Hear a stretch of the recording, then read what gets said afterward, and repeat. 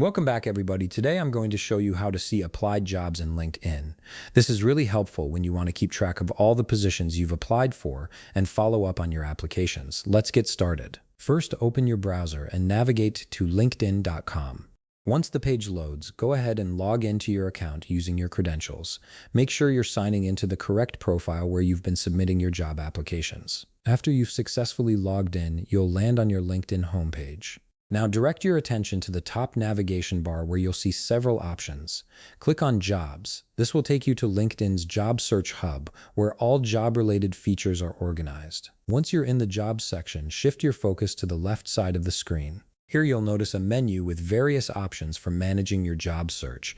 Look for and click on Job Tracker. This is LinkedIn's built-in tool designed specifically to help you organize and monitor all your job application activities in one convenient place. Now that you're in the job tracker, you'll see different categories that organize your job search activities. Click on Applied. This will filter and display only the jobs you've actually submitted applications for, making it easy to review your application history at a glance. And that's it. You can now see a complete list of all the jobs you've applied to through LinkedIn, including application dates and any updates from employers. If you found this video helpful, please leave a like, subscribe, and see you in the next video.